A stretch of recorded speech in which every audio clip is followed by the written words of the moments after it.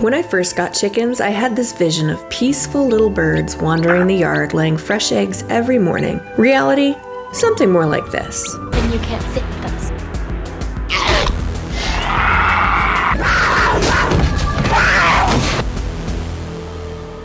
If you're thinking about getting backyard hens, or you already have a few and you just enjoy mutual emotional damage,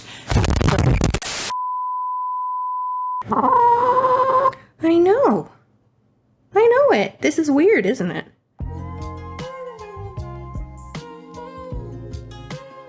Welsummers.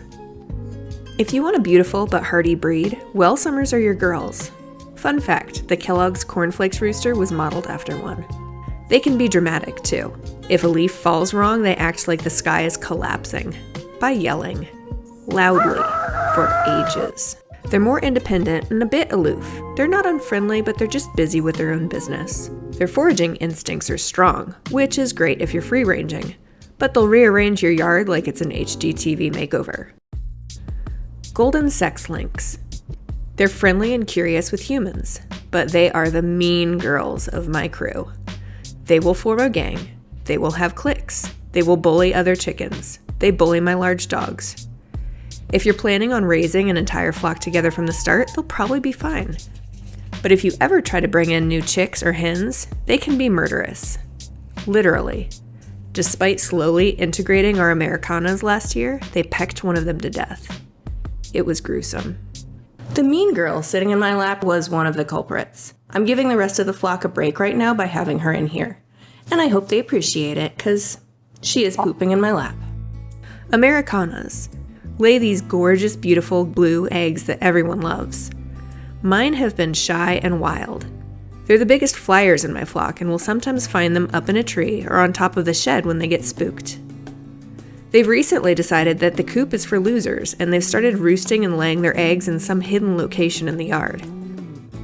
Also, they're much broodier than my other hens. You'll want to have a broody jail ready if you don't want that behavior. If you love your lawn more than your sanity, keep those chickens contained. They will dig crater-sized holes for dust baths, scratch up your garden beds, shred mulch like it owes them money, and eat every bug, worm, or plant within reach. Also sometimes mice and lizards. Free-ranging is amazing, but your yard will look like it survived a small hurricane. I'm an architect, right? And sometimes clients show me their future plans for after their house has been built. A lot of times it's landscaping plans. A lot of them recently have been wanting chickens, and sometimes they'll decide to put the chicken coop in the garden. Don't do that. Please don't do that. Chickens are rough on landscaping, but they are hell on a garden. They'll eat your seeds, scratch up your plants, and then eat all of your cucumbers and tomatoes just before they're ripe. It's beyond frustrating. Everyone talks about roosters being loud, but chickens have plenty to say. The egg song can range from cute chatter to full-on operatic screaming.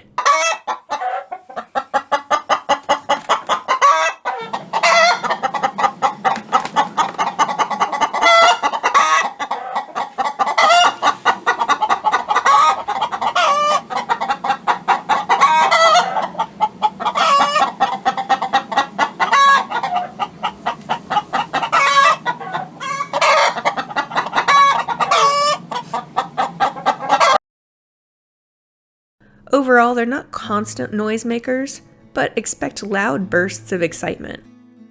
Your neighbors might not love it. Bringing them a pack of eggs now and again helps. Every breed lays differently. With my girls, we found that gold sex lynx will give you nearly daily eggs for their first couple years. Welsummers, they're pretty solid but not consistent. Ameraucanas, they're pretty moderate. You'll get about 3 eggs per week per hen.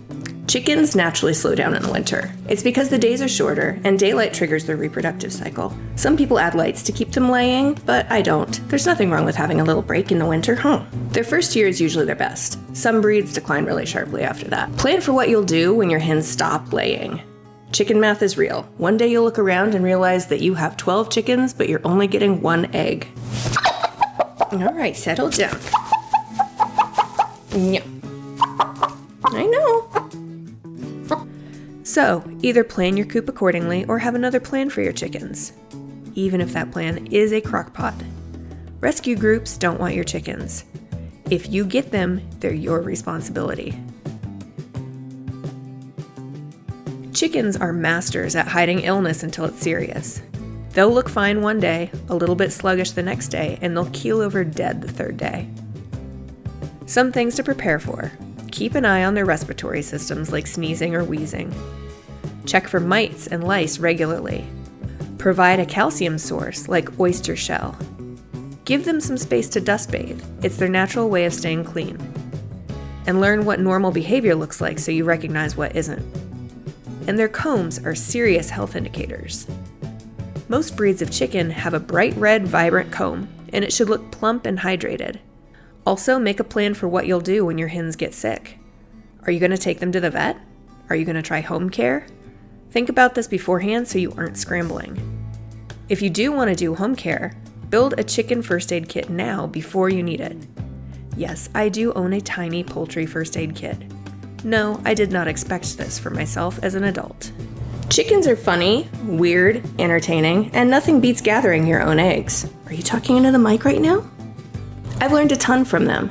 My whole family has. About responsibility, death, and making hard decisions. And we have a better understanding of where some of our food comes from. It's been a valuable experience. Sometimes it's really hard work, but it is worth it. So if you're ready for noise, destruction, the occasional chicken fight, and a whole lot of personality, go for it. And thanks for watching. If you found this helpful, subscribe. I plan on giving a tour of my chicken coop soon and letting you know what's worked and what hasn't worked. We've automated a lot of stuff.